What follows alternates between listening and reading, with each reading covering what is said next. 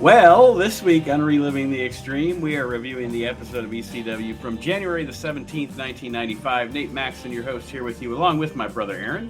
Hello. Howdy. And, of course, Mr. Chad Austin. Rotten. Mr. Chad Rotten Yeah. here. And, like I said this week, going back to January of 95, we'll get into it. I didn't hate this episode this week, but we'll get into it in detail momentarily. Anything you guys want to address before we start with a little bit of Chad's Wikipedia? It's probably better than the show. I don't know. I mean, I don't know what the hell you were watching, but I got about 4 lines of notes, and 2 of the lines are me writing the date. I always take too many copious amounts of notes, just in case, just so we have details, in case we can't get that mileage out of the episode that we always say we're not going to get, but we do get anyway. But yeah, before we get into this episode, I'm interested in this little paragraph of Chad's Wikipedia. There's some names and stuff here that popped out at me that I'm kind of interested in. So we went through all the stuff with Earl the Pearl and the Holy Rollers and all that jazz in MCW. After that, Chad appeared at Combo. Yeah, that's it. At Combat Zone Wrestling's Tournament of Death 5 in Smyrna, Delaware, where he wrestled Kylie Pierce in an intergender match. Chad lost the match after Pierce hit him with a light tube. Any memories of that, Chad? Oh, yes. Matter of fact, I was watching today. I don't know how I rabbit holed it, but I somehow clicked on something that it must have had something to do with like Moxley or something like that. And then it went to like some of his matches. And I didn't even know I was on that many shows with this guy. You know what I mean? I didn't know anybody there. Right. I mean, I knew Ruckus. And Ruckus had his own thing going on. Like, so once we got there, he went and did his own thing, and then I was kind of stuck by myself. And at that particular show, if I'm not mistaken, that's the show where I took the AIDS in as my weapon of choice. I took a jar and I took some white tape and I put a little tape across the front of it and I wrote AIDS on it. And I poured beer into the jar because it was fans bring the weapons. And I'm like, well, what better than you get, you got a guy all bloody, and then you reach down, you get this little tiny bottle, and it says AIDS on it. And I'm carrying it in, and the guy, and my buddy, mind you, he had a shirt that was a Kiss Killers shirt, and it just said Killers on the front of it.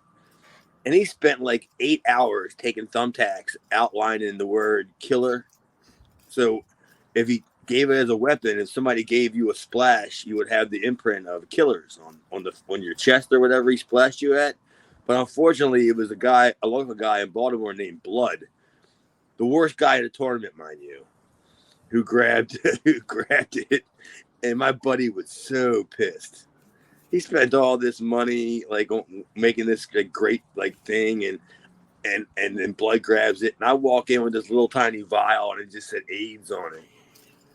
And then the guy confiscated it, and I just said, "Look, it's just beer in this little tiny jar." And then I even dumped it back out while I was in line, and took the beer I was drinking and put some more in there, just so you could see that it wasn't, anything that was harmful. And so he finally let me in there, and I told my buddy, I was like, "Look, man, look for a little jar that says AIDS on it, and then get the guy all bloody. They run out and get the AIDS, and then you can just like douse the guy with the AIDS." And then I'm sitting there in the front row with my other friend, and he comes running out. And he's like, "Hey, do you want to work a match?" And I was like, "A tournament of death match?" No. And he's like, "It's against a girl." And I was like, "Well, who's the girl?" I still had to know who it was. I wasn't just saying yes to anybody. even a girl, midget, child, dwarf, invalid. I still want to know who the fuck they were. Right. And I was like, oh, I know that girl. She's a Baltimore girl, and I kind of ended up training her. And I mean, have you ever seen the match? No, I have not. Dude, it got more heat than it got more legitimate heat than any other match on the show, because I did all the spots that you shouldn't do. Like, I picked her up for a body slam, and I carried her around the ring, and as I was carrying her around the ring, I was grabbing her ass, like giving her the honk honk gimmick, in the rear end, as I'm carrying her around from corner to corner, and then I'm backing her in the corner from a lockup, and then I just squeeze her tits, just all the stupid shit. How do you work differently with a female than you do with a male? And I know that sounds like a stupid question, but I'm not a worker at all, so it's like, well, I'm not going to do the same stuff that I'm going to do with a guy, right? Because eventually, whether I'm working a good guy or a bad guy, or whether I am a good guy or a bad guy, eventually it's going to come down into a fucking slugfest at some point. And realistically, I'm not going to be having a slugfest with some 100-pound girl. You know what I mean? Because no matter how pitiful I am, I can still probably beat up a 100-pound girl, kind of thing. So I'm just like, well, I got to make it look realistic. So my whole thing was, do you know what a Tennessee spot is? You know that? You ever heard of that? I don't think so. It's like you lock up, and then she arm drags you, and then you kind of shrug it off and be like, oh, that ain't bad. Then you lock up again, and then she hip tosses you, and then you kind of go like, oh, this girl thinks she's somebody. And then you lock up again, and then she body slams you. So it's essentially Andy Kaufman. Well, yeah, and then right after she body slams you, you lock back up again, and you kind of cut her off, and then you give her the 3 same spots she just gave you. That's called a Tennessee spot, because it kills about 3-4 minutes. Right. By you going wow, I didn't know this girl had this in her, and then you kind of do all that stuff. So we did all that stuff, but keep in mind we were still in the tournament of death. So we had to kind of keep it somewhat, on the tournament of death side. Mm-hmm. So I went out of my way, and I told somebody, I don't know who it was. Maybe it was, I don't know if the referee was Keener or not. I said, go find the person that has the smallest light tube in the fucking crowd. The smallest light tube in the crowd. I don't want the big one that's all taped up, 10 of them in a bundle. And somebody had one that you put in a small aquarium, a 5-gallon aquarium, some little tiny fluorescent light. So we found it. We found the girl, and while the girl's slamming me all around, and then I finally put the boots to her, and then dude, it got heat. It got real legitimate heat when I punched her, because the referee was trying to break it up, and then I just reached around the referee and I just punched the broad. And the crowd was all pissed. They're like, you can't do that to a girl. And I was like, oh, this is easier than I thought it was. Getting heat, You see an attractive girl? No. No? Dude, she looked like my fungicided toenail. and there I was. I'm stomping her, and I'm kicking her, and I'm punching her. I'm doing all this shit. And the people are getting more more pissed than if we were having a death match kind of thing, because I was just beating the shit out of her. And I gave her a meager little comeback where she bumped me, and then I told her, I just said, run out there and grab that little tiny light ball from that little girl in the front row. And she ran out there, and it took me 2.5 minutes to stand up, you know what I mean, as I'm looking around where the hell am I? And then I turn around, and she's got it hanging in the air, and the crowd could barely see this little tiny ass light bulb. And then she just whacked me in the head, and I played dead, laid there. And I remember when it was over, I put my hand on my head, and I just saw a little bit of blood, a little bit of blood. Mm-hmm. And then at that point, I got up and I just started running back to the dressing room, like to first aid. I'm yelling, I'm bleeding, I'm bleeding. And Which I'm is running great. back. Which is great because you're in a tournament of death. That's fantastic. Oh no, it got even better. Like I'm running back in the back, and we had like I don't know if you've ever heard of this couple, but it was like this couple that were like from England that were like going to like medical school, and they were like in their late 40s, and they would just volunteer to stitch everybody up because it was like practice for them, and they didn't give a shit. And then I run back there and I'm yelling and I'm screaming, I'm bleeding. And they grab me and they take me to the first aid tent. And I'm sitting there and they're like trying to attend to me, but they really don't know where I'm bleeding from because the cuts are so tiny and it's just a little tiny amount of blood. And as they're like putting the pads on my head, all of a sudden Necro Butcher just finishes his match. And he comes back to the locker room. He's got I was just gonna say, he's got a dollar bill and a bass stapled to him or some shit. Yes. Yeah. He's got like a flatbread pizza stapled to his forehead. And he comes back to the locker room. They rush him to first aid. He sits right next to me. And they look at me and they stop tending to me. And I go, what are you guys doing? He go, you're not bleeding. They look at him. They go, he's bleeding. He's like blood shooting out of his ears, out of his eyes. He's farting blood. You know what I mean? It was they were just like, get out of here. Like they literally told me, like, get out of here. Get out of here, chap. Yeah. And I'm just like, I walked out of there going, that was the worst first aid ever. That was the worst aid. Take a bottle of water and get out of here. Yeah. We got Necro Butcher over here bleeding out everywhere, and I'm just there with a little trickle from a little fluorescent light bulb to my head. Whatever. You know, our next thing here. A few months later, the Slackers teamed with Tito Santana in a 6-man tag team match to defeat Buck and Fat Blues Security at MCW's Tribute to the Legends show in Dundalk on September 10th. And beat Buckchild and Doyle Day at Monster Mash on October 29th. Oh, we were on a roll. Who were the fat guys? PHAT, Fat Blues Security. Oh, okay. That was that guy who was the head of Fat Blues Security. He ended up becoming a member of TQM. That was Kelly Bell. Like he's a local recording artist here in Maryland. He's kind of a big name in Baltimore. Like he does it's called Fat Blues. It's kind of like Blues Traveler, like kind of music. Yeah, John Popper. It's Fat Blues. Yeah, definitely. Yeah, it's kind of like that. He wanted to get into wrestling, and then we kind of they didn't know what to do with him, and we figured the best way to hide him was to put him with us because we didn't really do much. Like we didn't do much in the ring, so all you had to do was kind of sell. A little bit, and then when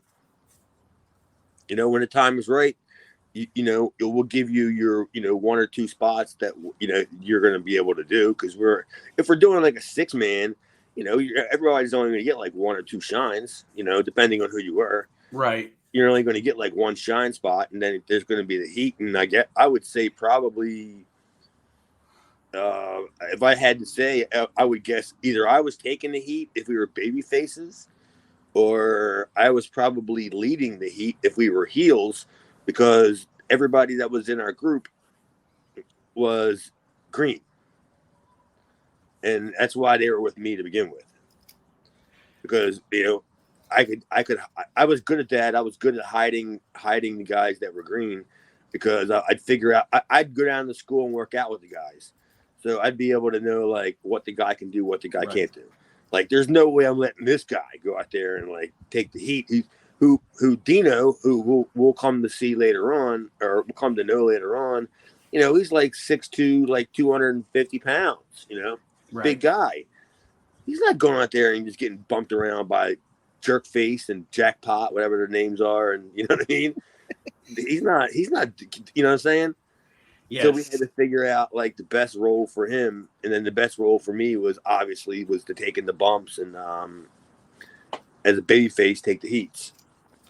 I know that going in and out of indie shows and stuff, it's like you cross paths with a lot of people and sometimes don't have memories of it, or it's just another day on the job. But it says here you teamed with Tito.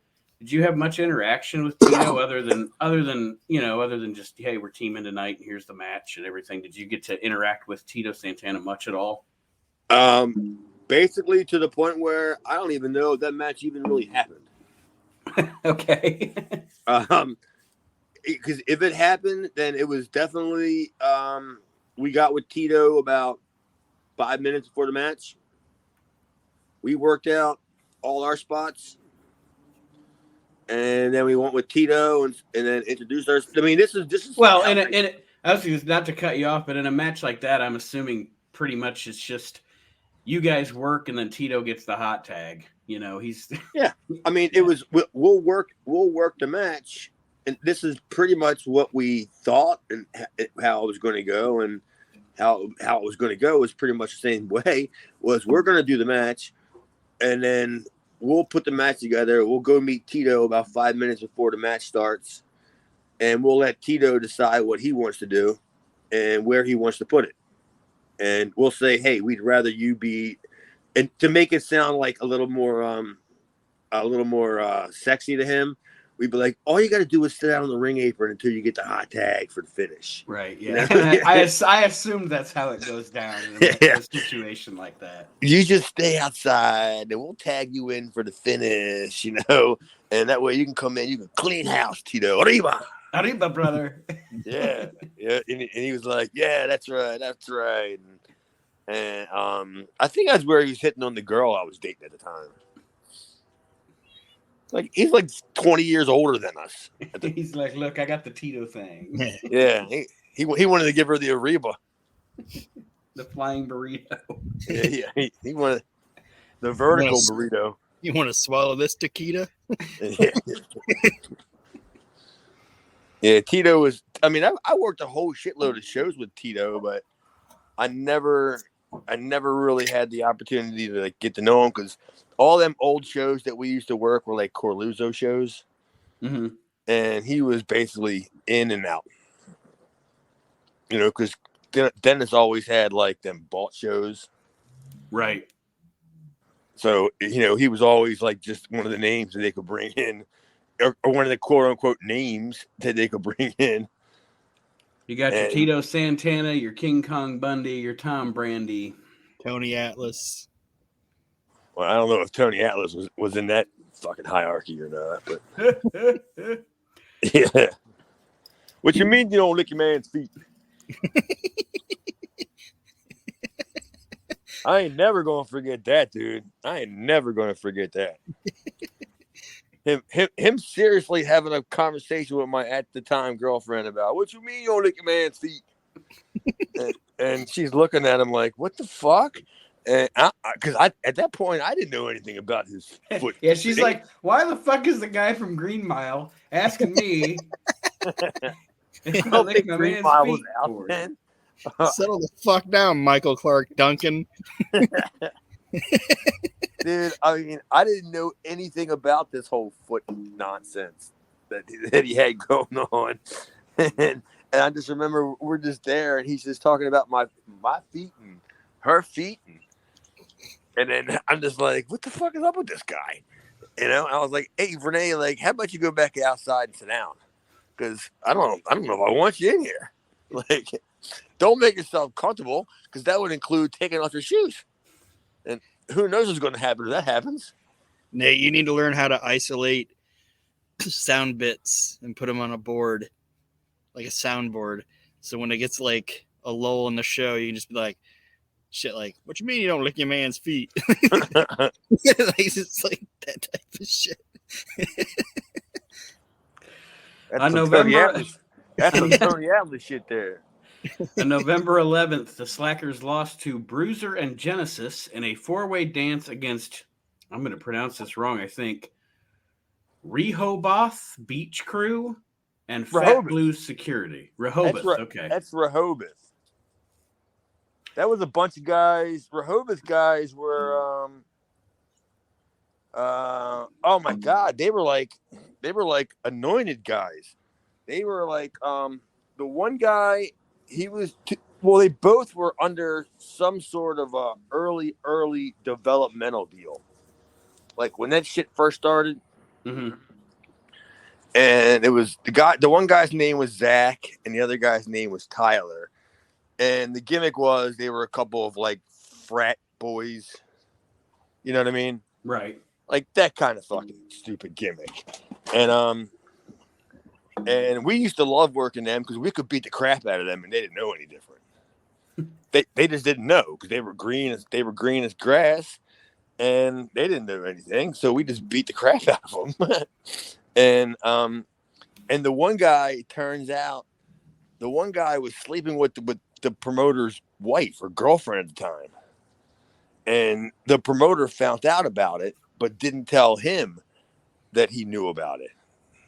So what he would do was he would book him against the guys that would fuck him up, like beat his ass.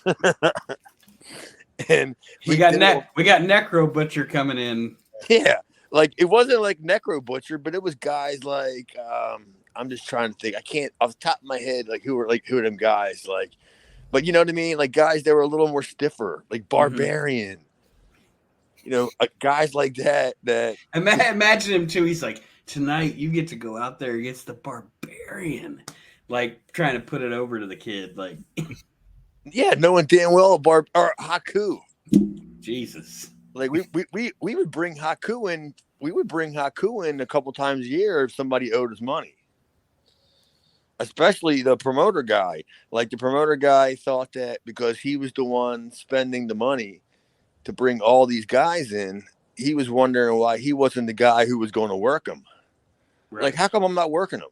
Like, I'm the one spending the money to bring them in. So he's like, so we were like, you want to work with Haku? and he was like, yeah.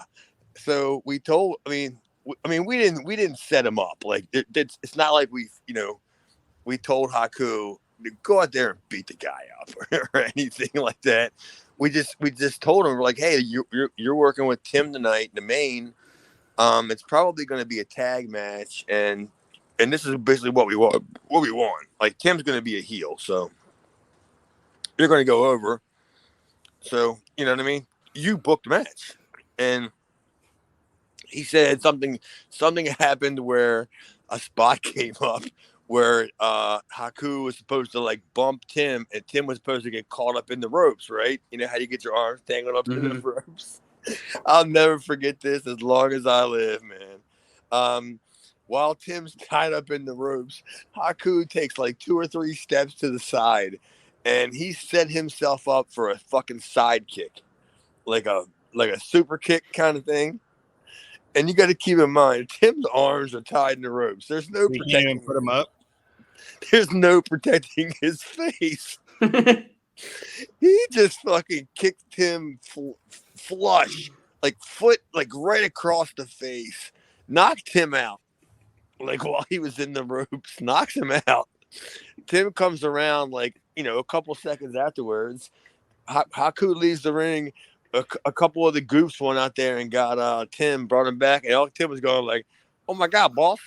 what the hell happened out there?" And we're like, well, "Haku's foot." That's what happened. Because that's the way he would talk. Everybody was, "Okay, boss. Okay, boss. What do you want to do, boss?"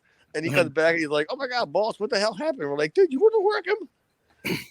Like, you're the one paying us $325 to bring him in. You wanted to work him. How'd it feel?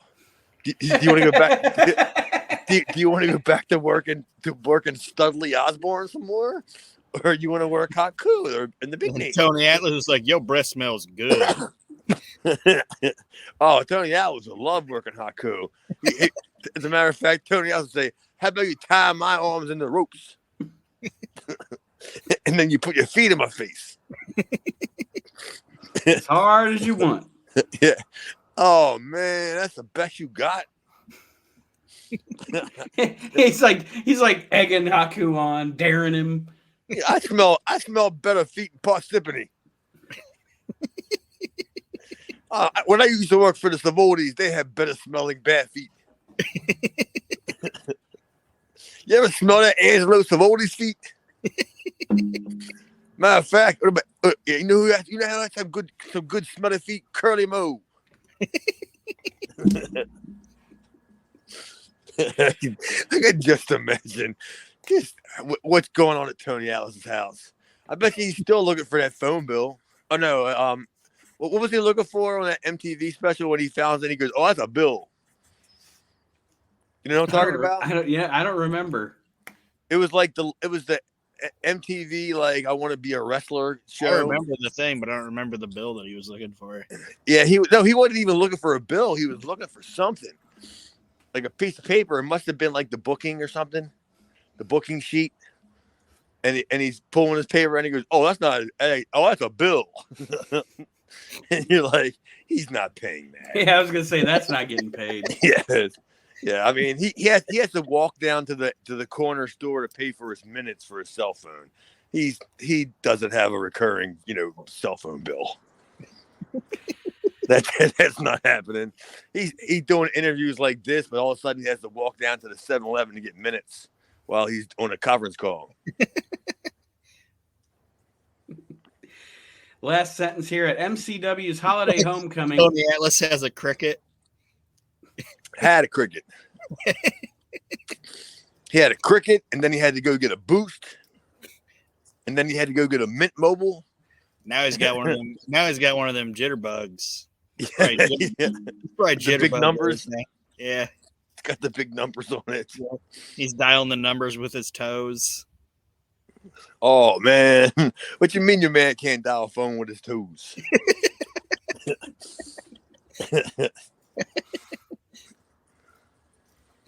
At MCW's Holiday Homecoming, Chad and Divine lost to the Ghetto Mafia in a grudge match at Michael's 8th Avenue in Glen Burnie on December 28th, 2006. Jesus. Any idea who the Ghetto Mafia was? Hell yeah, man. Me and Dino worked the Ghetto Mafia.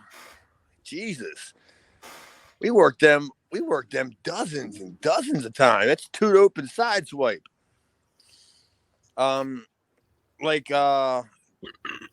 Two Dope was our buddy Timmy. Like, he was kind of the worker of the group. And Sideswipe he was a big dude, like a big jacked up guy, like non-gas, just a big guy. Mm-hmm. But he had spent some time, he had done some big boss mans. He was in hard times for a while. And he came out of jail, and I guess he didn't learn much from what put him in jail. Because he was still fucking going back to his old ways. We'd be like in the middle of a tag team match. He would just walk out and go in the back and sell drugs to somebody, and then come back out to the match. Like, get back on the apron. Like, he would just lead the match. like he'd be on the apron. We'd be putting heat on Two Dope, and we were thinking, like, where's he going? Like, is he going to like go get like Bundy or somebody to come out and like help him or something? And later on, we were like, "Where'd you go?" He goes, "Oh, I had to see somebody." He was getting his other payoff for the evening. He was getting the real payoff. For money tonight. Yeah, he was great. We would go to the bar afterwards because a lot of times we had this like shitty ass. If it wasn't Maryland, it would be like one of them West Virginia companies, independent outlaw shows, and like right down the street from the building was this nightclub, and he would pull out this, like, it would have been like 5-6 inches thick of a wad of money that it was like wadded up, and he would just tell the fucking the girl that had the shots in the trays, like, just keep them coming. Like, he was buying like trays of shots for the boys, and she's walking around and nonstop just delivering like all they're probably just bullshit shots, you know what I mean? Probably not even alcohol in them, right? Because we were all just drinking and carrying on anyway, just drinking so much.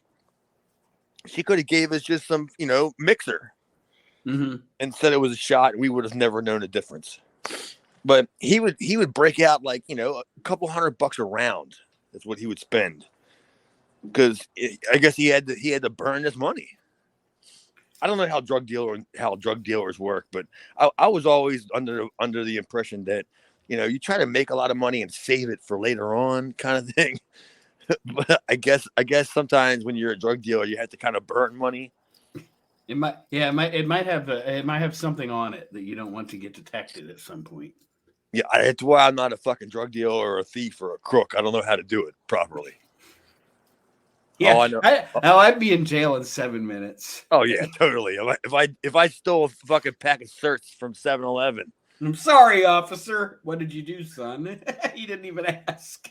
Yeah, I'd feel so bad if I stole a pack of Tic Tacs from the 7-Eleven that I'd walk back in and turn myself in. Look, I stole this. You guys didn't see me. You were too busy getting that big bite that I walked out on. I asked you to give me that quarter pounder big bite, the one that's been in there since the fucking mid-70s. And you turned your back. I just grabbed it and I rolled out with it, and I just realized I shouldn't steal this. Like, I'm not a good thief. I think I'd be good at it. That's why I don't do it. Because you would be good at it? I'd be too good at it, I think.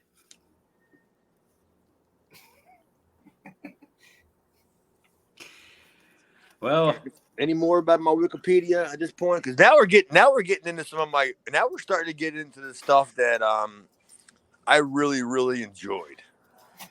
Because now we're getting into the stuff where my career is pretty much my mainstream stuff is behind me, and now it's time to have some fun.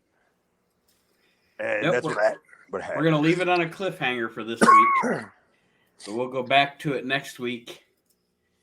At this point, we're going to go into this ECW show, January the 17th, 1995. And, of course, we saw the debut of Raven last week on the show with an interview segment. And this week, we get a Raven video. And as a 90s child, this reminds me of, I was born in the late 70s, but as a 90s teenager, this reminds me of every grunge video that I saw when I was a teenager on MTV. You know, your Alice in Chains videos, your Soundgarden videos, your Pearl Jam videos. That's the gimmick they were going for here. I don't know what the original music was on the video. Come Out and Play. Well, okay. I didn't know if it was Come Out and Play because the WWE didn't put their version of Come Out and Play over it, so I didn't know if they used a different song. I'm assuming, Chad, I would assume that Scotty's probably just walking around Paulie's neighborhood here. Dude, I actually just wrote, like, he was going to 7-Eleven. Like, he was like, because we have a 7-Eleven that's pretty much in walkable distance. Yeah, we have a 7-Eleven that's not too far from my house, and Miss Jessica's youngest daughter, she doesn't drive, and like in time past when she wanted to go out and get stuff, she'd walk to the 7-Eleven, and if I would have known like then, like what I know now, as she was walking down the street, I play fucking Come Out and Play, like as she's hiking it down to the street. I'd be like, whoa. But yes, this is a kind of introducing us to and I think it's effective. You know, if you're thinking back to 1995 and you're establishing a grunge character like Raven, you know, he's angsty, he's brooding, he's just sitting on the curb or whatever, and of course he's walking past because you got to have your cliche dead end sign and everything. But if you're establishing this character, I thought this video was effective. Yeah, and it didn't cost anything to make. Exactly. He's walking down the street with them little fucking baby ankles, and he had the smallest chicken legs. Good God. And he had them Doc Martens on, them big ass boots, and all that stuff. I mean, I could beat up Scotty like all day long. Honestly, that's how like how I want to say close me and Scotty became. That all we would do is just beat each other up all the time. It was a matter of, if we weren't beating up each other, we were beating up Portland wrestling. How bad it was. Aaron, any comments on the video here? Like I said, I agree. It's like a frantic video, but it works, and it kind of gave you an insight of what his character is supposed to be. And then I thought his promo at the end was really good. Yes, and I mean, he, of course, topically, he brings up Kurt Cobain because Kurt Cobain had Von Erich'd himself back in April of '94.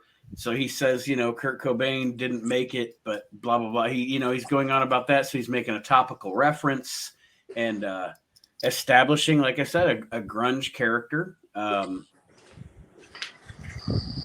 that's pretty much my view on it. I liked it. You won't hear me, and I know, Chad, you and him were friends, and that's what you said. It was ball busting was the relationship. But you're not gonna, as we go through this podcast, you're not gonna hear me shit on Raven very much because I was a huge Raven mark. Still, well, there's not a whole lot to shit on about the Raven character, like what he did, like on screen. You know what I mean? Mm-hmm. There really wasn't, because Raven was very protective of that character. About like I've heard him before, like Ixnay like stories and angles, because he was like, well, Raven wouldn't do that, right? Which makes sense. I mean, he spent a lot of time developing this character.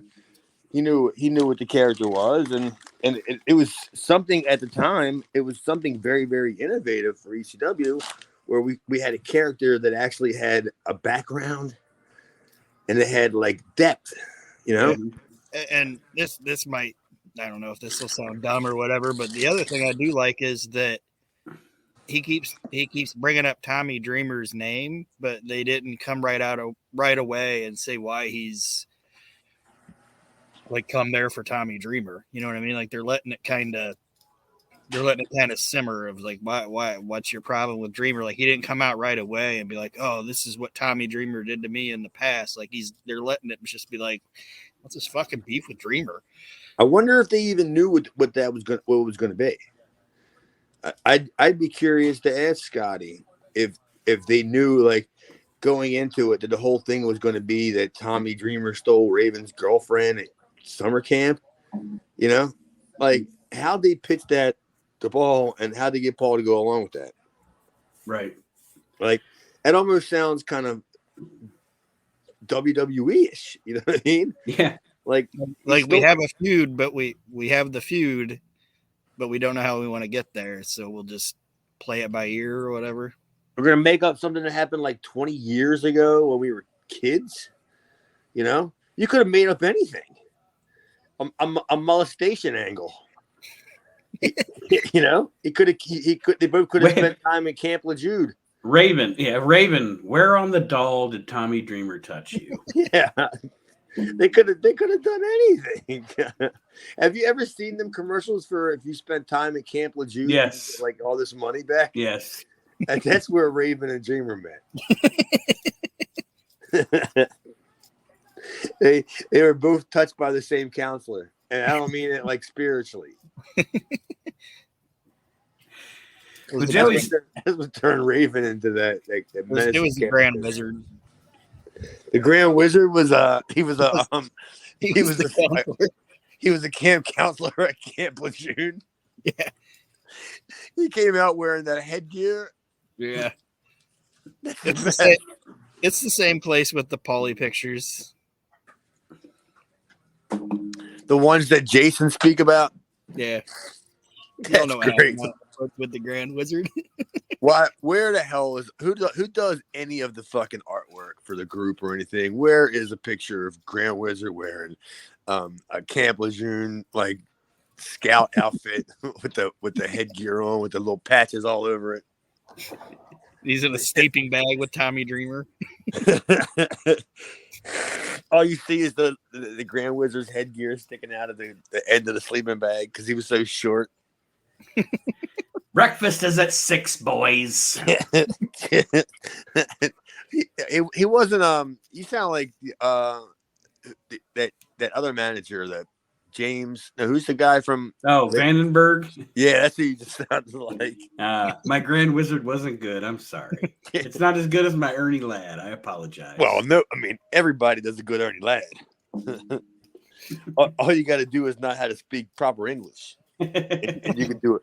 Like I've met people who've just been here for a half an hour from Poland to do good Ernie Ladds. Mr. Television Announcer. That's why I think I even did that tonight. We were at dinner, and something happened, and somebody reminded me of Ernie Ladd, and I was like, "Hey, Mrs. Beer Tender, can you come over here and get me another one of them cold proper beverages?" and Jess looked at me like, "What the fuck are you doing?" And I was like, "It's Ernie Ladd, the big cat." You know, what was it? My feet fill the shoes that I walk in, or whatever. My feet cover the ground that I walk in. My feet cover the ground that I walk on. Jeez, Ernie Ladd. The first match we have here on this show is Mikey Whipwreck. Goddamn easy for me to say. Mikey Whipwreck against Paul Loria with his manager Jason, and this match wasn't bad. Oh no, not at all. Well, they were old friends. They worked a whole shitload of times. Like they were like wrestling school buddies. So they weren't. That wasn't the first time they had ever touched. And I'm trying to think, where was I? Because during that period, I was never around during any of the Paul Loria stuff. And I don't know whether it was because... Was this when you were in Smoky Mountain? No, because that was the winter time. And I went to Smoky Mountain more like in the springtime. But it just seemed to me like, from watching the show, like the Mikey and Paul stuff, like that, they were the small guys they were using. So maybe I was there, but I just didn't get used because Paul already determined that we already have enough fucking small guys, you know? Like, not that I was pissed off or anything, but because I don't even know the reason why I wasn't there. But if I was like at the shows and I didn't get used, that would be probably the reason why I didn't get used, is because Mikey was working with Paulie. And what was I going to do? You know, because I don't think I started getting pushed yet. Like, not really pushed yet. Laurie is really small. Like, he's in shape or whatever, but he looks like a fucking middle schooler. He's just smaller than Mikey. Yeah, that's what I'm saying. Like, and Mikey was tiny. Mikey was smaller than me. Do you think Laurie is Laurie? Well, I guess he is. Like, I was going to say, is he smaller than Spike Dudley? I think Spike Dudley's taller. Yeah, Laurie, his head barely went over the fucking ropes.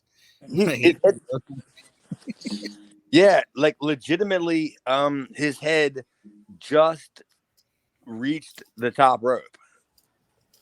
Like when he hit the ropes, like his right from his nose up was as high as the top rope. So that's how small he was. Back of his head fucking felt. Like, yeah, like it didn't hurt his head to hit the ropes. He auditioned for Dink. Who's to say he didn't? I mean, you know, do you know that he didn't? I don't. I assume that he did. Yeah, I don't. Like I said, I don't know where I was at. I don't know. No, I would say just watching this match, like you said, Chad. Obviously, he's going to have the best match he's going to have is going to be with Mikey because they were training partners and everything. But I would say from watching this match, because honest to God, I'll be honest. Anything I've ever seen from Paul Loria is just his few things in ECW. But watching this match, I would say that his size was probably the only thing that held him back because he was really good actually. And he was in shape. Yeah, he was in great shape. And as far as look goes, other than his size, like his face, he has a douchebaggy face. He could have been a good heel, but he was, 5'1" or whatever. And yeah, I mean, you're right, 100% right. Like I think that was the only thing that probably set him back as a deterrent. Yeah, because like he wasn't like he was a good arrogant heel, and what I think, and this might be dumb, I don't know, but what I think would have been better for him is if he would have been a manager, like imagine like 911. Yeah, like a manager, like he's the manager that's gonna get his ass beat at the end of the feud. You know what I mean? Like you got to beat this guy to get 5 minutes with Paul Loria. You know? Yeah, we already had a Jason. I know, but I think he would have been a better Jason. But anything would have been a better Jason. Well, I mean, unless Paul Lee had some Grand Wizard, unless Paul Loria had some Grand Wizard stories about Paul, I don't think that would have worked. Paulie's like, Jesus Christ, how many people were there that night? I know we were at Camp Lejeune and all, but for Christ's sake, where's my financial compensation? I didn't even see you, Loria. I thought we were in the woods deep. I didn't know you were deep in the woods. Grand Wizard. Now, seriously, there is a really like you guys said, it's a good match, and there's a cool fucking spot where they do like a monkey flip, and then it's like a monkey flip, and then it turns into like a bulldog. It's really good. Like it was like a crisp, quick spot, and I really enjoyed it. Is that where he did a flip bump thing? Yeah, like landed on his feet and then kind of like Bulldog Mikey or something out of it. Yeah. Well, I mean, like I said, them two guys had worked. They worked a shit ton of spot shows in their proper New York territories, because I'm sure they did ring rentals together. Mm-hmm. And they had a set match, so to speak. Was he the guy? Would he have been one of the guys that Mike was working with when Paul saw him? Like, 100%. Whatever you're going to say, yeah, it was either Paul saw him after they put the ring up working out, or Mikey just asked Mikey if he knew somebody, and he's like, yeah, this guy, because he didn't stick around very long. No, like I don't know what happened. I think it was if I remember correctly, it was an issue where he couldn't make like all the towns. He could do like Philly and maybe some New York spots, but he couldn't make like, the B shows, C shows, any of them other shows. So you really can't drag the program onto the road. Right. It would have had to have been just strictly an in-house, arena. Well, I mean, he was moonlighting his dink, so I understand. It's he had probably getting better pay. He's like, I gotta get to the Manhattan Center, bitches. Yeah. Where's my unicycle? Then he got on his little tricycle and rode away. Them little fucking Shriners cars. Yeah, he got on his little Red Rider and pedaled away. Pretty much. Yeah, and never to be seen again. Well, the finish comes. Aaron, go ahead with the finish here. Well, I kind of missed. Well, I know that, like, I wrote down that Bulldog spot, and then if I remember right, Mikey gets kind of caught up with Jason, and that distracts him. And I didn't write down what Paul hits on him, but Paul ends up getting the victory. Yes, actually, Loria hits a Bulldog on him after. I was say it was a Bulldog. Kicks Mikey in the head. After the match, Mikey hits a plancha on Jason and beats him up outside the ring, which obviously the crowd enjoys. But then Paul Loria attacks Mikey with a chair to continue, obviously, this feud because the babyface didn't get the win. So that's where we're going. Mikey and Loria still proceeding with their rivalry here. But again, good match to start the show. Yeah, I didn't have a problem with it because I mean, we needed at that time we needed to have Mikey get some, I guess, quality wins, Mm-hmm. And him and Paul definitely had a backstory that maybe a lot of people in ECW didn't know about, like me included. Like we didn't know that these guys were buddies and they put the ring up, you know what I mean? And we were like, wow, these guys are pretty decent, man. And, they did the good, what do I want to say, express lane way to do this story in that Mikey was already feuding with Jason. So then you do the really quick thing where Joey Styles goes, "This is Mikey's best friend, Paul Loria," and interviews him. And then Paul turns on Mikey because of Jason. So you got your express lane angle there where there's not a lot of explanation that needs to be done. You know, it's like the guy we were talking about earlier, Raven says, there's only 7 stories in pro wrestling. And one of them is, this is my best friend and he turned his back on me. Yeah, pretty much. Yeah. It's, He's jealous because he's in the spot that he thinks he should be in. Right. well, if that's the spot that you wanted to be in, then you didn't have big dreams as a wrestler. Like Mikey, just because Mikey's a champion, whatever, he's still getting his ass beat all over the place. Right. So, Yeah. so Unless Cactus is there, he's getting his ass beat. Yeah. like if you're sitting at home and you're bitter because this is a spot you should have, you really didn't have big plans for your career. I should be out there going up and down. End of story. With 911. I should be on a podcast 25 years from now talking about the big cat. You know, how come I'm not doing all that? We should try to find Paul Loria. Good luck. Go start picking up some rocks. I'm sure he's underneath one of them. The next thing on the show is another extreme encyclopedia, and I really like the first one on this one. I don't write down the actual descriptions, but I do write down the names. Bad Breed's Roman name is Chubbiest Rottenest. And Yep. I really liked that one. Chubbiest Rottenest. No, you had Axel, who was in the middle of trying to get himself into some sort of shape, and then you had Ian trying to do the exact opposite. Oh, like he was like Bizarro good shape guy.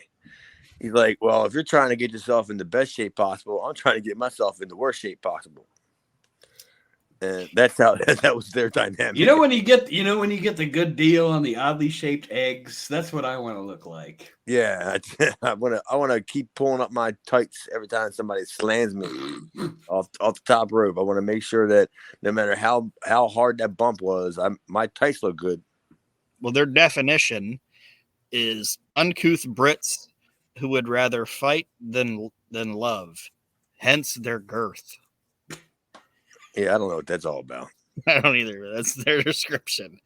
Hence their girth. How does Paul know what's going on over there? Who they'd rather fight than love in their girth? Who knows? How does Paul know about their girth? Oof. Yeah, we didn't have a shower in ECW arena. He was in the woods. Grand Wizard was there. Paul did a lot of shit in the woods. You know that they had that stupid show on the network, Camp WWE. We've got a whole another twisted animated series here, Camp Grand Wizard. Oh, dude, I could just see Grand Wizard wearing like the brown colored like shorts and shirt, like they would wear like a park ranger suit, and he had like all the badges all over the front of the suit. And he's wearing the Grand Wizard hat. It just animated stories that just end with the Grand Wizard raping somebody. All you see is Paul's feet sticking out of a small tent. This is gonna be extreme. And there's a sign on the front of the tent that says, "If this tent's a rockin', don't come to knocking." That's how you knew the Grand Wizard's tent. in Hamboom, Pennsylvania. We even have a setting. That's great. It's just 15 short stories of how the Grand Wizard raped somebody in the woods. And 13 of them were Paul.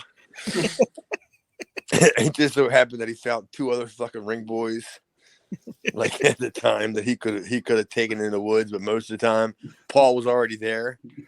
He never even had to like tell Paul to meet him there. Directed, unfortunately, by Roman Polanski. Yeah,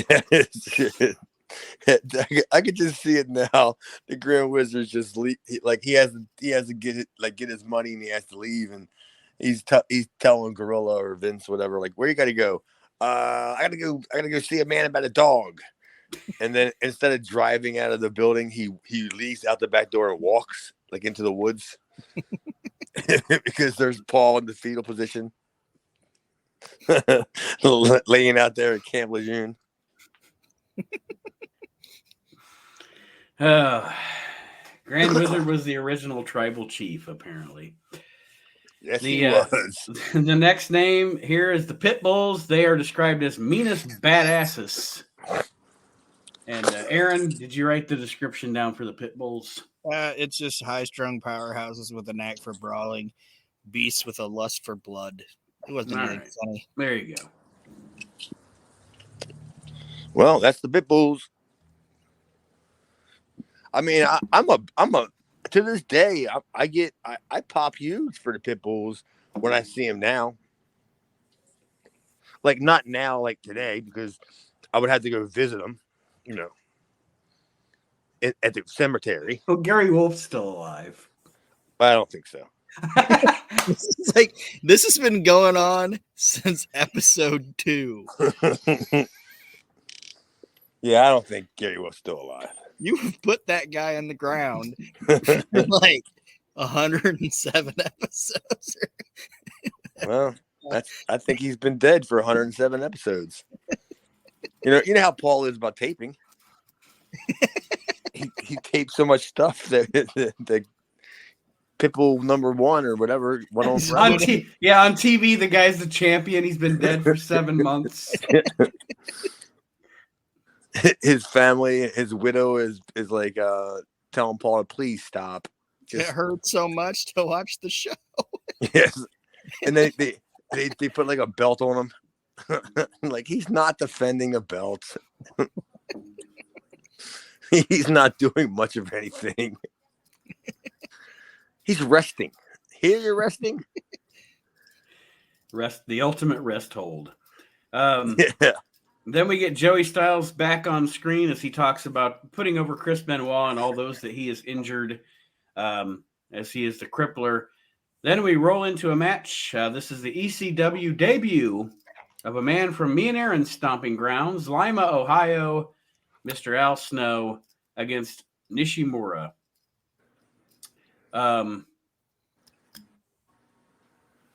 This was a good match too. And the crowd was super into Al.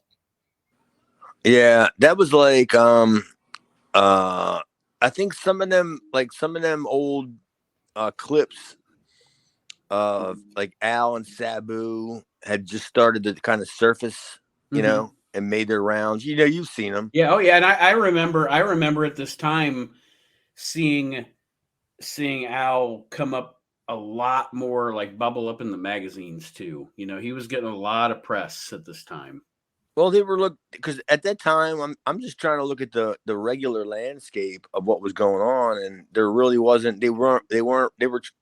Vince was trying to make new stars out of like older people, but he was giving them the crappy gimmicks, and so nobody was making real like new stars. Right? Yeah, the Vince at this point is pushing. We're getting towards the Undertaker versus King Kong Bundy at WrestleMania at this point. Bastion Boogers. Yeah, the TL Hoppers, the commas, like the stupid, like characters, and Isaac Yankem. Yeah, and then like guys like Al Snow were getting that name on the independents for having good matches against Sabu, which was great for like his portfolio, but I'm sure it wasn't great for his bank account because. Just let's be honest, you're not going to pay a lot of money for a guy that's an indie darling, like from the sheets, right? With Sabu going to say, hey, bring this guy in, you're going to pay me like just say $350, $450, $500, give him $150, and we'll tear the house down, kind of thing. I'm not saying that Al got $150, but you know what I mean. Mm-hmm. He was kind of more or less going to be a favor for Sabu to give him a shot. And like we didn't know when nobody knew that Al was, as good or as smart, or I'm not even sure he's even that good or that smart, to tell you the truth. I'm an Al Snow mark, so I will say yes, he is. I am not. I haven't got I haven't got it. I never got it, and I never will get it. And I've been around Al before, like in different settings, and I still look at him from a distance and go, I don't fucking get this, man. Like, what the fuck is so good about this guy? He's no Osamu Nishimura. Like, I mean, that's we got to have Marty Funk on the show for that one. She's the one that could give us some more insight on Osamu, being is that he was sent there by Dory. Like, that was a Dory Funk guy, and he was supposed to be like the next Muda in the United States. Do you know what happened? Like what? I think he just didn't. I think he just. I just don't think he wanted it. I don't think he. Okay. I don't. I mean, because I talked to him. I still have one of his towels. He gave me one of his towels. It's embroidered. It's Japanese material. It's weird how it's made, and it's embroidered Nishimura on it. He gave it to me because I was just we were job guys basically, and we all kind of sat together. And I'm just like, yeah, I've seen you before. Or I've heard of you, and you came out of Dory Funk school. Like Dory recommended you, and blah blah blah. But he just didn't have anything that ECW was looking for at that time. Nate, you remember that shitty NWA show we had to watch for the We Can't Wrestle? Yes. Is this the same guy? Yes. Probably. All right. Well, what was this? It was the NWA championship tournament from '94 that Candido won. The Corluzzo show? Yes. Okay. And he was on that. Yeah. I didn't know he was on that, because I mean that must have meant that whatever relationship they had with Paulie had probably fallen apart. No, actually, that was before this. Yeah, because there's because that thing that we were talking about, that NWA show, the like gangsters are on it, and yeah, it's a weird show and it's terrible. It was don't the gangsters wrestle rock and roll on that one? Yeah. Oh, in the Jersey area? Yeah. It was like in Cherry Hill. It was in Cherry Hill. Because we talked to Archie Mitchell. There's the reference to Archie Mitchell this week about Cherry Hill on that show. And what did he say? Because I've wrestled there. It's not a fucking glorious place to be at. No, he said it was a butthole, basically. Yeah, it was. It was well, I don't know. I guess I want to say most of the places like in New Jersey were like that. Because no, I mean that as a shoot, because they were only like, you're only like in a town for like 15 minutes before you were like out of the town. Like, like you didn't even know you passed through. You could have passed through 3 towns and not even know that you were in 3 different towns. Like, that's how small these places are, like in Jersey and stuff. Sounds like where we're from. Yeah, but I mean, are you guys Commonwealth? No. Yeah, like New Jersey was. So they had taxes in some places, and no taxes in another place. And then another place would have a different kind of tax, because you enter another town, another township or a Commonsworth or whatever they call it, and you just never knew what the rules were. Yeah, I've heard stories like that from my wife, because she's from Kentucky and they're a Commonwealth. So yeah, I've heard those Commonwealths are kind of a pain in the ass. Yeah, you just never knew like what the rules were. Am I buying cigarettes with money or beads? Like, yeah, dude. I mean, all I got is this wampum belt. Did you say grass, gas, or ass? Yeah, like, ass, grass, or beaver pelt. Like, how do they get here? All of a sudden, you walk out of their own in New York. Like somehow somebody gave you a deed for New York. Like, you give me this $25, and this paper says that you now own New York. You and Tony Atlas, The mayors of Manhattan. the mayors, Paul Loria and Tony Atlas. Dude, Paul Loria's feet are so small that Tony Atlas can lick both feet with one swipe of his tongue. It's like, I've heard this expression, swipe right. That's what I'm going to do to Paul Loria's feet. Could you imagine if little Paul Loria took his two little Gerber baby feet and he put them together, and big ass Tony Atlas tongue comes swiping out. He licked the tread right off the bottom of his foot. Mikey might not like it, but I do. Oh my god, I want to see that on a cartoon. Paul Laurie's like, I wasn't flat-footed, but I am now. Yeah, right. Dude, he licked the arch right out of my foot. Holy shit! I want to see that reanimated in Camp Lejeune.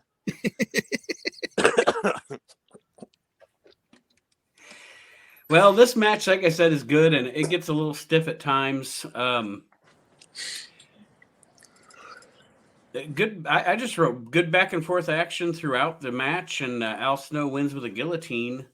That was pretty impressive. But like I said, I know apparently we part ways on it, Chad, but I am an Al Snow mark, so I was happy to see Al on the show. Well, I was happy that Al was getting to work. Mm-hmm. And I know he had been around at that point. He had been around for 13 years. Yeah, he's in his maybe mid-30s at this point. Easily, he would have easily have been in his mid-30s, and he was just now starting to get that, I guess prior to YouTube, kind of push where you can get tapes.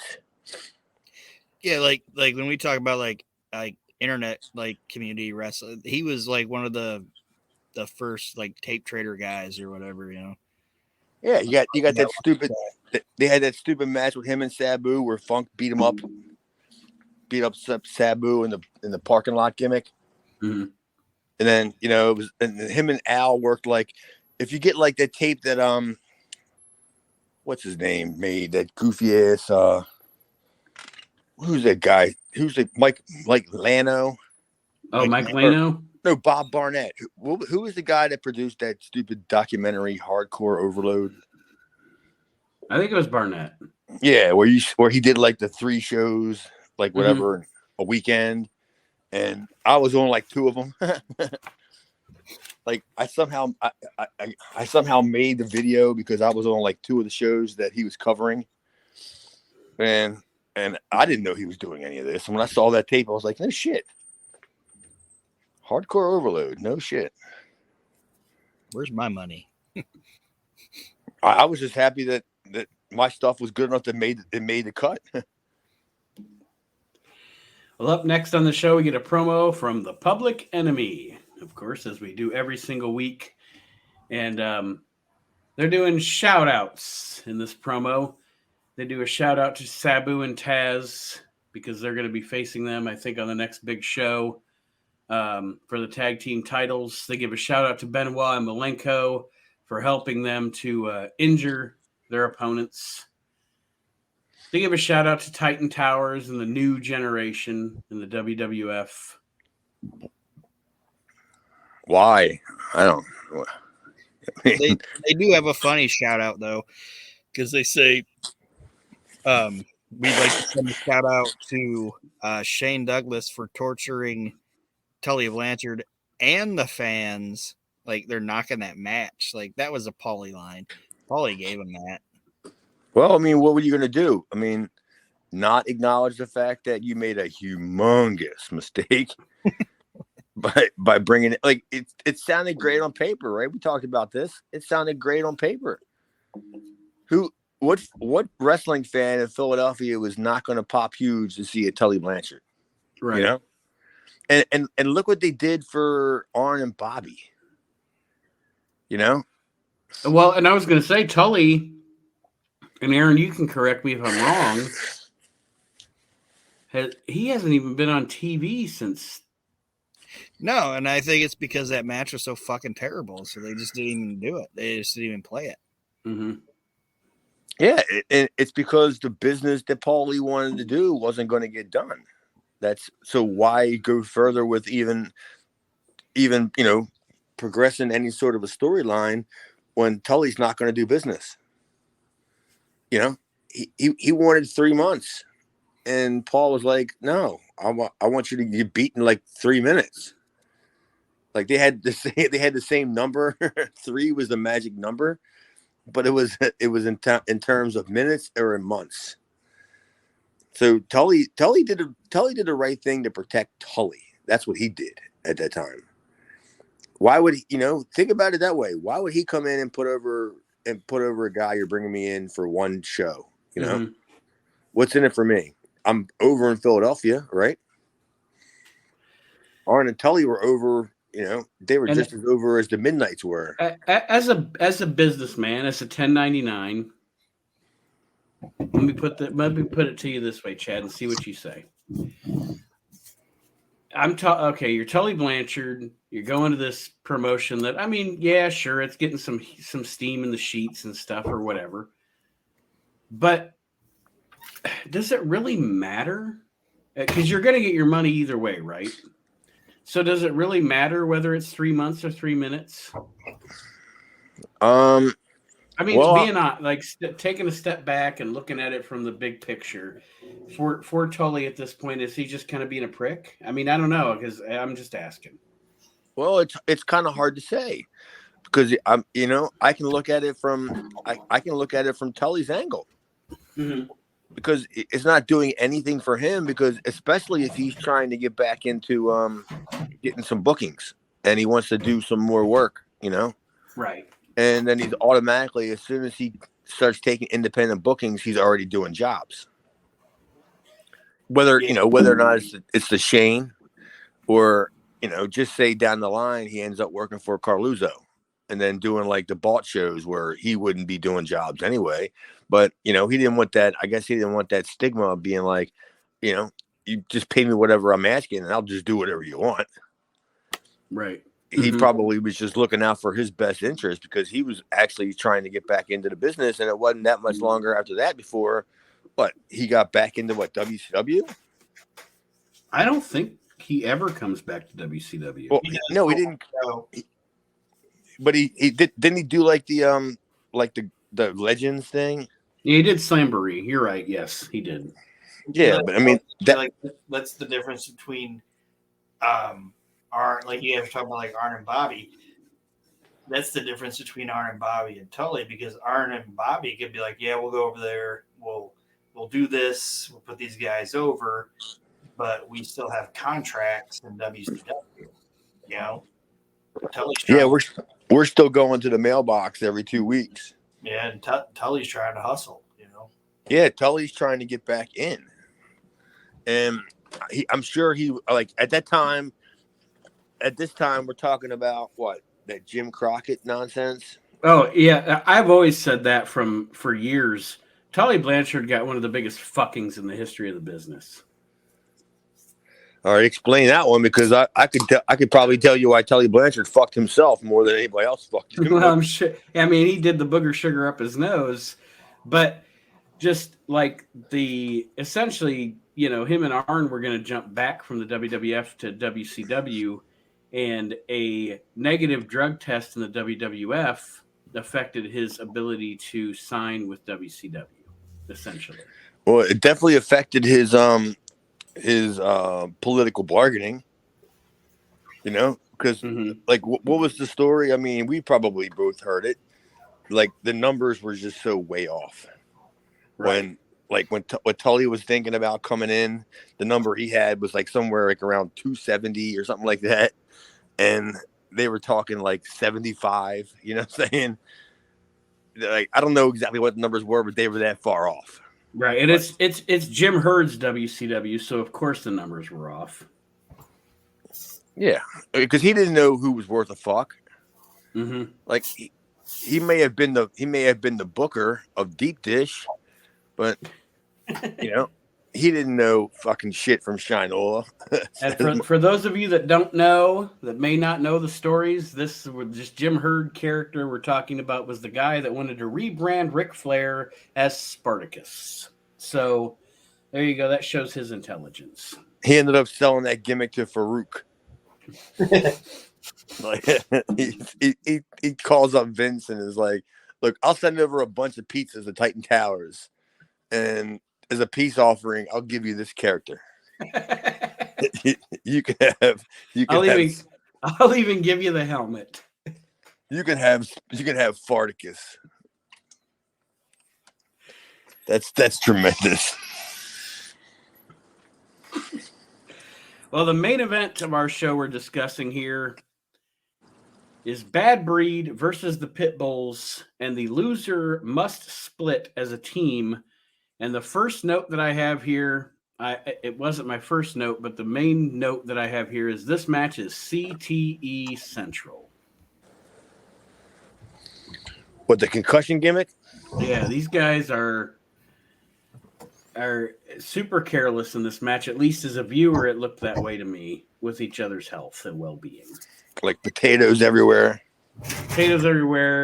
Weapons, and just the you got your chair shot and it's directly to the fucking brain.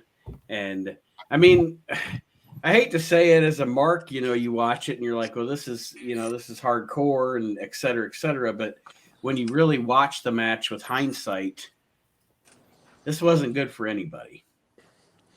No, I mean, there's some people you can always make the claim that they had good chemistry together, and others that don't have good chemistry.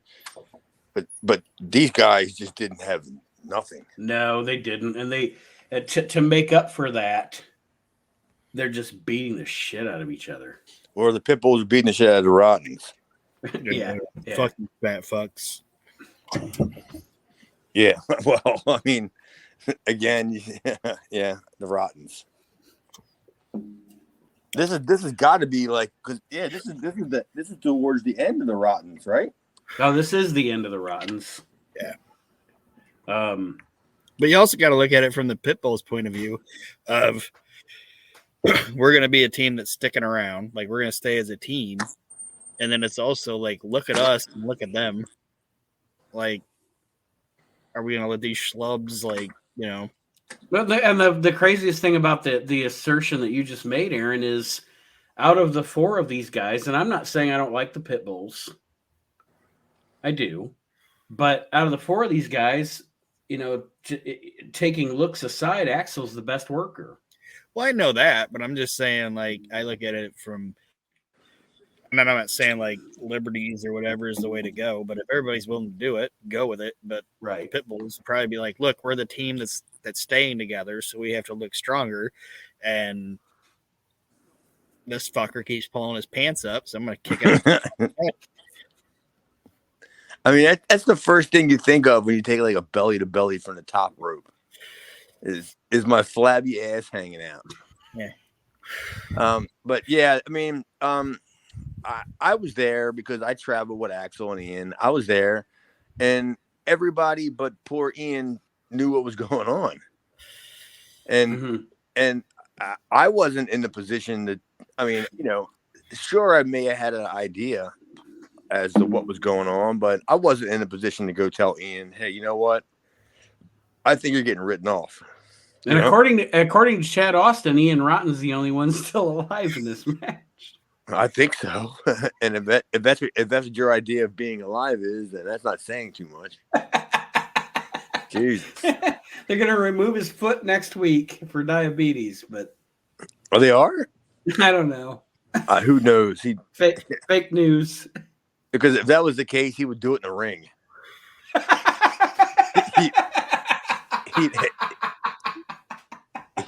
he'd have Dr. Mitchell come out there with a It's sawzall. It's the foot versus foot match. The footloose match. The diabetes on a pole. It's Ian Rotten versus Oscar from Men on a Mission. The diabetes on a pole match. Yeah, I could just see Dr. Mitchell coming out there with a sawzall. The Like, video, right through the boot. the video of their epic feud is set to Footloose. Because you got to get foot loose. You got a guy that sounds like Kickoff Wilford and Brim- wrestling You got a guy boot. that sounds like Wilford Brimley narrating the video package. And if Paul E would have been smart during that time period, while they were sawing off Ian's foot, they would have brought out Crawford and Furnace, like as the real Footloose. Wasn't that what they worked at in All Japan? Yep. There you go. Special referee Kerry Von Erich. There's all kinds of, like, each box on the edge of the turnbuckle has a foot in it, and you had to find the right foot. Kerry's like, dang. Carries the ref. If it ends in a draw, the scorecard was handled by Mad Dog Vachon. Jesus, Zach Gallen.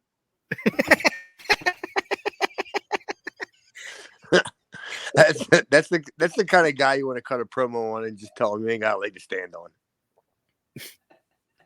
Like, you're out here making all these big promises and all these big things and all, but you ain't got a leg to stand on. And then you just look at him like, oh shit, I forgot. Somebody books Gowan and they're like, man, we can't pay trans. It's going to cost you an arm and a leg and you can't afford it. Yeah, I mean, he gets on the plane and the stewardess asks if you don't mind, we put these in the overhead. And he says these, and like he wasn't carrying any suitcases, and they meant his legs.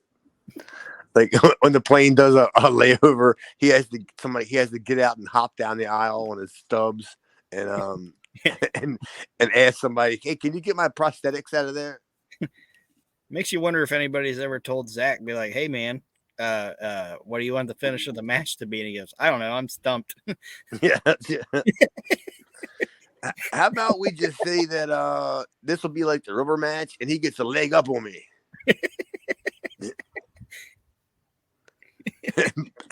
And they're like, yeah, we love your sense of humor there. Oh man, go full heel on the rope. It's a good thing Elias wasn't there then, because Zach Allen's not walking with Elias. He's hopping with Elias. He's doing like the Million Handicap March. We have this thing every year where I live at. We have this bridge that spans our eastern shore to our inlet, so to speak. It's like 2.5 miles, and like every year they open it up. They close one side of it and allow people to go walk from one side to the other. I bet you Zach Gallen would still be doing it. It's like, it takes about like 2 hours to walk it, or an hour and like a half to walk it. But yeah, when you got no legs, yeah, it would take him a while. Cars are still zooming by him. Just and then people are stopping by the call box and they're like, dude, there's a guy like waddling down like the Bay Bridge eastbound. He ain't got no legs. He's got gym shorts and a tank top on. Yeah. He's walking on his hands. It's super impressive. Well, I guess. I mean, what else if you ain't got no legs, you're going to have to learn how to get around some other way. So I guess it is super impressive that you took the time out to learn how to walk on your hands. Like, I got my legs and my arms, both my legs and my arms, and I still don't walk around that much. Well, any particular notes on this match, guys, before I head into the finish? No, it was a good match. Yeah, it was a wild brawl. It was all right. And like I said, it's the hindsight thing when I wrote down the CTE Central thing. But at the time and watching it, as a fan, it's hardcore. It's something different in early '95. It's crazy. Pitbull number 1 hits a Hurricane Rana off the top on Ian Rotten and wins for his team. So as the referee was counting 3, he missed the count because he was pulling up his fucking pants. Did he get the shoulder up, or was he just pulling up his sweatpants? Yeah. Ian's the only wrestler that pulls his own tights. He got disqualified from pulling his own tights. Yeah, fucking prick. That's some cheap heat there. He has to get up and he explains to the ref. When you see the heel like doing the motion where he pulls the tights, but then he points to the referee and goes, "I did it."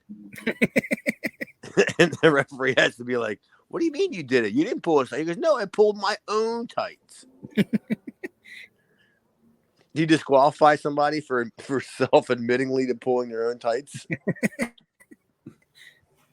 I can just imagine the referees having quite the dilemma, and ECW would take about 7 minutes. It's the most insanely disputed finish in the history of wrestling. I pulled my own tights. Yeah, because you would have to see him walk over to the ring announcer or what the fuck's his name? I forgot. Rocky Ortiz, the bell guy, and he's trying to explain what the finish is, and then he has to explain to Bob what the finish is, and due to the fact that Ian Rotten just admitted to pulling his own tights, the winners of the match, I guess, are the Pitbulls. The Bad Breed is no more. Yeah.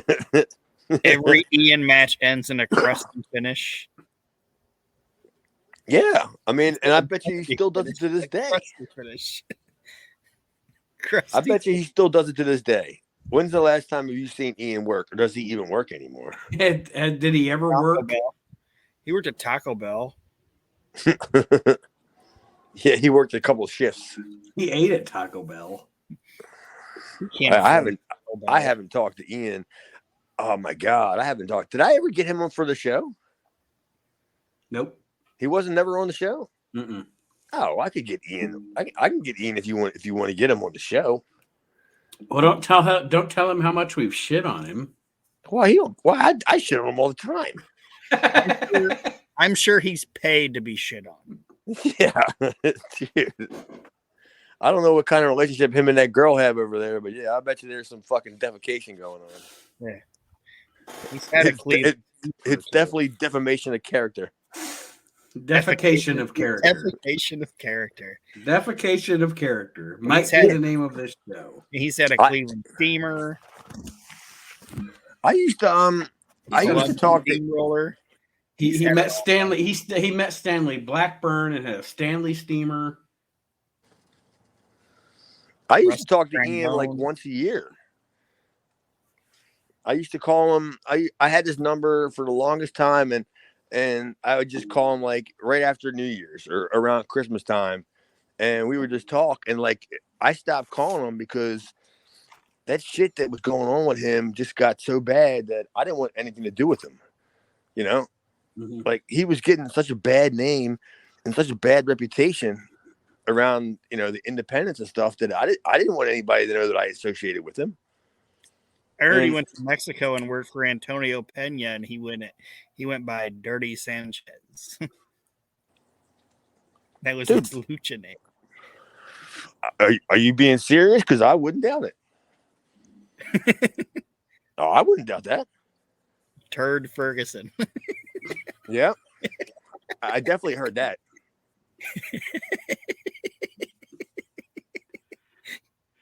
Well, Joey announces to us on the outro of the show that the Bad Breed is no more as the result of this match.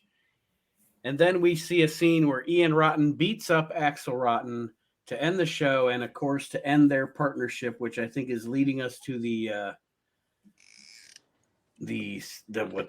glass fist match or whatever. Yeah, Taipei. Yes, the Taipei deal. Well, it was one of those classic like epic fails. That was a classic epic fail of ECW, that Taipei death match. Did we ever discuss this? Now, I don't believe we have yet. No.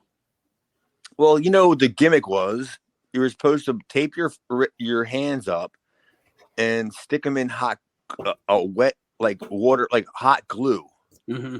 And then you were supposed to like stick it in broken glass. And who do you think was in charge of getting the broken glass? Yes, me and Donnie and probably Paul Loria.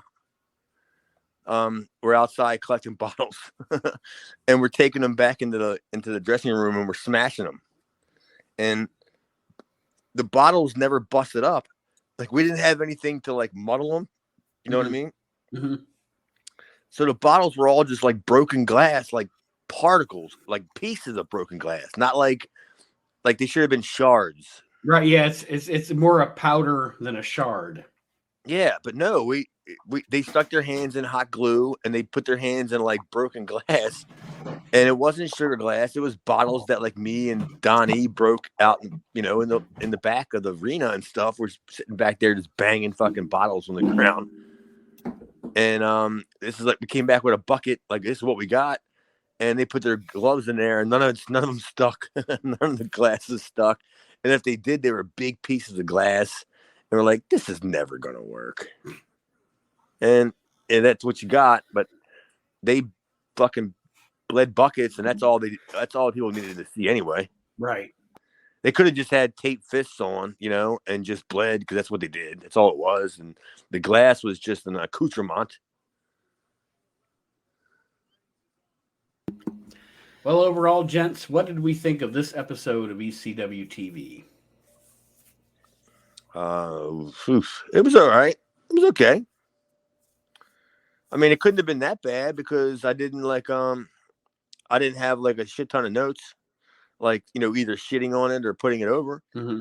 And I agree. I mean, I think everything. I don't think we really shit on anything in the show, and I think it shows a positive direction. I can't figure out why I have in my notes. I already asked her, but I wrote down the Public Enemy pissed off Miss Jess. And when I was reading my show notes, I asked her, and she told me, and I forgot it again already. I think it had something to do with their promo, and she was just like, I'm not believing this. Like, I'm not buying any of this. And she's cynical to begin with. She's not a wrestling fan, so you know what I mean? So she wasn't buying Public Enemy. It was an okay show. I thought it was decent. I mean, you know, it was what it was for that time, and again, all signs are starting to point in the right direction, in my opinion. Absolutely, and it looks like we lost Aaron, so we don't get his parting words for this week's show. Were his parting words. Yeah, his parting words were peace. Yeah, but I agree with Chad. It's all a step in the right direction, and that being said, we're gonna sign off here this week for the Reliving the Extreme podcast. Thank you to everybody that's listening, and don't forget to let your friends know if you're listening. Not even your friends, that people you don't even know. Exactly. The best way to support a podcast is to let people know about it. Yeah, forget about giving out candy on Halloween. Go make up some fucking business cards for the Reliving the Extreme podcast and give that out to them idiot mouth breathers that are walking around house to house freeloading for candy. I agree. Go get some blank tapes and make copies of some of these shows and give them to them. Fucking idiots. I get tired of walking outside and my neighbors are like 14, 15, 16 years old. Like, they're getting to that age. There's a couple of them that are right around there, and they're kind of watching wrestling. And then Miss Jess will tell them, "Did you know that Mr. Chad, he was a wrestler?" And, you know, I walk outside and they start asking me all kinds of questions like, "Well, what was John Cena like?" I don't fucking know what John Cena's like. I don't know. Go watch the Fast and the Furious 11. I have no idea what John Cena's like. Oh, by the way, I have an audition for a movie coming up. No shit. Yeah. Did you ever see that movie Half Baked? Yes. Well, they're doing I don't know if it's a remake, a reboot, or it's part 2 of it. But they're doing open casting calls in Baltimore, not too far from my house. And then when I saw where it was at, I think it's in 2 weeks. Oh man, you have got to audition for Guy on the Couch. I mean, I don't have any idea. I mean, I got my credentials. I got my my resume of everything I did. I got a tape of all my work, whether it's wrestling and Jerry Springer or some of the videotapes that Miss Jess didn't know about that she was involved in. You've seen the movie, right? I've seen with the Half Baked. Yeah. Yeah, like in the mid '90s or whatever. Mm-hmm. Yeah. Yeah, the Stephen Wright character, Guy on the Couch, is my favorite character in that movie. I'll do it. As soon as I saw that they had a casting call for it, and I applied for it, and I sent my resume over, I got an email and it said, "Thank you for submitting your email. This is the day." I have to go back, get my email, look at it, but I think it's like November the 15th is when I think they're doing the casting calls in Baltimore. I'll do it. Like I've done a bunch of casting calls, but most of them were for reality shows. Mm-hmm. And like, I think the reality shows didn't want anybody as real as me on the show. Like that's just to be honest. Right. Cause I was going to hijack the show. Like there was just no doubt about it. Like if you were going to put me on a reality show, I was going to get on that reality show and do whatever the fuck I wanted to do just to get myself over. And, you would have ended up having to edit it out or just get me off the show because I was just going to take it over. And that's what a worker does. They bill it as reality, but it's not. Yeah, it's pseudo reality. Pseudo reality. All right, everybody. Well, Chad, good luck on your audition, and I hope you get the part. And so do I. And that being said, we want to thank everybody for joining us this week on the Reliving the Extreme podcast. And we will see you next week. Have a great week, everybody. Talio.